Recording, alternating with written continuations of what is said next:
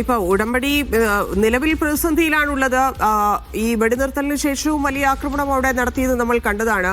അപ്പോൾ ന്യായമായിട്ടുള്ള ആവശ്യങ്ങൾ ഈ ഭാഗം പറയുന്നുണ്ട്. യെല്ലോ ലൈനിൽ അപ്പുറത്തേക്ക് കടക്കരുത്, സൈന്യം എന്നൊക്കെയുള്ള ആവശ്യങ്ങൾ അതൊന്നും പാലിക്കപ്പെടാതിരുന്നു. ഇത്രയധികം ആളുകളെ വെടിനിർത്തലിന് ശേഷവും ഇല്ലാതാക്കി എന്നൊക്കെയുള്ള കാര്യങ്ങൾ അതെങ്ങനെയായിരിക്കും അഡ്രസ് ചെയ്യുക രണ്ടാം ഘട്ട ചർച്ചയിൽ? അതിനതിൽ അത് തന്നെയാണ് ഏറ്റവും വലിയ പ്രതിസന്ധി എന്നത്. കാരണം ഈ 2 മാസത്തിലേക്ക് എത്തുന്ന ഒരു ഘട്ടത്തിൽ ഈ വെടിനിർത്തലിലൂടെ എന്ത് നേടിയെന്ന് ചോദിച്ചാൽ പലസ്തീൻ സമൂഹത്തെ സംബന്ധിച്ചിടത്തോളം വലിയ നഷ്ടങ്ങൾ തന്നെയാണ് പിന്നെയും തുടർന്നുകൊണ്ടേയിരിക്കുന്നത്. 367 പേർ കൊല്ലപ്പെട്ടിരിക്കുന്നു, 1000-ഓളം പേർക്ക് പരിക്കേറ്റിരിക്കുന്നു. ആവശ്യമായിട്ടുള്ള ഭക്ഷ്യവസ്തുക്കളും വെള്ളവും മരുന്നും മറ്റു ഉൽപ്പന്നങ്ങളും എത്തിയിട്ടില്ല. താൽക്കാലിക താമസ സംവിധാനങ്ങൾ ലഭ്യമാക്കുമെന്ന് പറഞ്ഞിരുന്നു, അത് നടന്നിട്ടില്ല. പരിക്കേറ്റവർക്ക് ഏറ്റവും വിദഗ്ധ ചികിത്സ നൽകുമെന്ന് വ്യക്തമാക്കിയിരുന്നു, അതും നടന്നിട്ടില്ല. ഗുരുതരമായിട്ടുള്ള പാരിസ്ഥിതിക പ്രത്യാഘാതങ്ങൾ ഇപ്പോൾ പോലും ഗസയിൽ തുടർന്നുകൊണ്ടിരിക്കുകയാണ്. അതുകൊണ്ട് തന്നെ ഗസയുടെ പുനർനിർമ്മാണം ഉൾപ്പെടെയുള്ള കാര്യങ്ങൾ, ഗസയുടെ ജീവൽ പ്രതിസന്ധിയുമായി ബന്ധപ്പെട്ട കാര്യങ്ങൾ, ഇക്കാര്യത്തിൽ ഒരു തീർപ്പിൽ എത്തേണ്ടതുണ്ട്. അതിന് എത്ര കണ്ട് അമേരിക്കയും ഇസ്രായേലും തയ്യാറാകും, അത് അനുവദിക്കാൻ ഇസ്രായേലിനെ പ്രേരിപ്പിക്കാൻ അമേരിക്ക തയ്യാറാകുമോ എന്നതുൾപ്പെടെയുള്ള ചോദ്യങ്ങളും ബാക്കി നിൽക്കുകയാണ്. അതുകൊണ്ട് ഇതൊക്കെയും പലതുമായി ബന്ധപ്പെട്ട് നിൽക്കുന്ന കാര്യങ്ങളാണ്.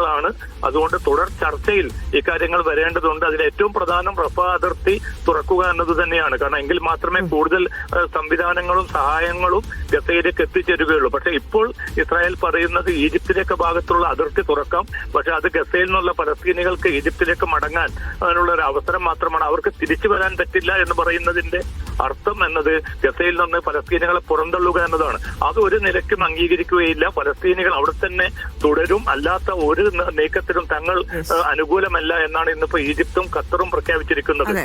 അതാണ് ഖത്തർ പ്രധാനമന്ത്രി പറഞ്ഞ പോലെ ഇതൊരു വെടിനിർത്തലായി പോലും കാണാൻ സാധിക്കില്ല. കാരണം അത് വീണ്ടും ആശങ്കയുണ്ടാക്കിയ കാര്യമാണ്. വെടിനിർത്തൽ എന്ന് പറഞ്ഞിട്ട് ഇത്രയധികം ആളുകളെ വീണ്ടും കൊന്നൊടുക്കിയത് ലോകം കണ്ടുകൊണ്ടിരിക്കുകയാണ്. അപ്പൊ അദ്ദേഹം പറഞ്ഞതുപോലെ പൂർണ്ണമായിട്ട് അവിടെ നിന്ന് സൈന്യത്തെ പിൻവലിക്കുന്നത് ഉൾപ്പെടെയുള്ള കാര്യങ്ങളിലേക്ക് കൃത്യമായി ഈ ഉടമ്പടിയിൽ എന്താണോ പറഞ്ഞത് അതനുസരിച്ച് കാര്യങ്ങൾ പോവുകയാണെങ്കിൽ മാത്രമായിരിക്കുമോ അറബ് രാജ്യങ്ങളെ സംബന്ധിച്ച് ഇനിയുള്ള സപ്പോർട്ട് ഈ കരാറുമായി ബന്ധപ്പെട്ട് ഈ വ്യവസ്ഥകളുമായി ബന്ധപ്പെട്ടുണ്ടാകാൻ സാധ്യത? ഇപ്പോഴത്തെ ഈ ലംഘനങ്ങൾ ഇല്ലെങ്കിൽ ഈ പറഞ്ഞതുപോലെ ട്രംപിന്റെയും നെതന്യാഹുവിന്റെയും രീതിയിലേക്ക് മാത്രം കാര്യങ്ങൾ മാറുന്നതിനെ ലോകരാജ്യങ്ങൾ എങ്ങനെയാണ് നോക്കിക്കാണുന്നത്?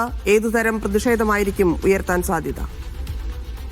ഇത് തന്നെയാണ് ഇതിൽ വലിയൊരു പ്രതിസന്ധിയായിട്ട് നേരിടുന്നത്. കാരണം ഇസ്രായേലും അമേരിക്കയും എന്താണ് ആഗ്രഹിക്കുന്നത് എന്ന കാര്യം, കാരണം നേരത്തെ മുന്നോട്ട് വെച്ച 20 ദിന പദ്ധതിക്ക് പകരമായിട്ട് ഗസയിൽ നിന്ന് ഇനിയും ഈ പലസ്തീനികളെ പുറന്തള്ളണം, ഗസയിൽ പലസ്തീനികളില്ലാത്തൊരു ഒരു ഭരണ സംവിധാനം വരണം എന്നതുൾപ്പെടെയുള്ള കാര്യങ്ങളുമായിട്ടാണ് അമേരിക്കയും ഇസ്രായേലും മുന്നോട്ട് നീങ്ങുന്നതെങ്കിൽ ഈ മധ്യസ്ഥ റോളിൽ തങ്ങൾക്ക് തുടരാൻ താല്പര്യമില്ല എന്ന് തന്നെ ഖത്തറും ഈജിപ്തും തീരുമാനിക്കുന്ന ഒരു സാഹചര്യം ഉണ്ടാവും.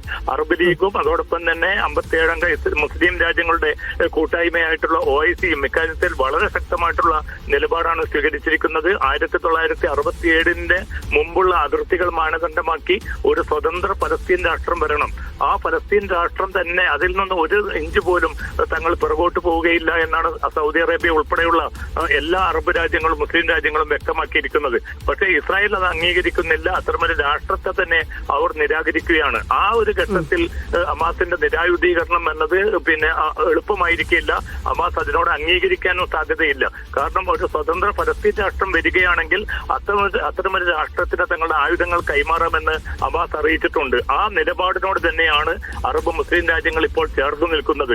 അതല്ലാതെ ഏകപക്ഷീയമായിട്ട് വിദേശ സൈന്യത്തെ കൊണ്ടിറക്കുകയും എന്നിട്ട് ഹമാസിനെ ഇല്ലായ്മ ചെയ്യുകയും എന്നിട്ട് തങ്ങളുടേതായിട്ടുള്ള സ്വാർത്ഥ താല്പര്യങ്ങൾക്ക് വേണ്ടി ഗസയെ ഒരു കേന്ദ്രമാക്കി മാറ്റാൻ തങ്ങൾ അതിനെ അരുനിൽക്കുകയില്ല എന്ന് അറബ് മുസ്ലിം രാജ്യങ്ങൾ വ്യക്തമാക്കിയ സ്ഥിതിക്ക് രണ്ടാം ഘട്ട ചർച്ച എന്നത് അല്ലെങ്കിൽ അതുമായി ബന്ധപ്പെട്ട നടപടികൾ എന്നത് വളരെ സങ്കീർണമായ ഒരു അവസ്ഥയിലേക്കാണ് മാറിയിരിക്കുന്നത്.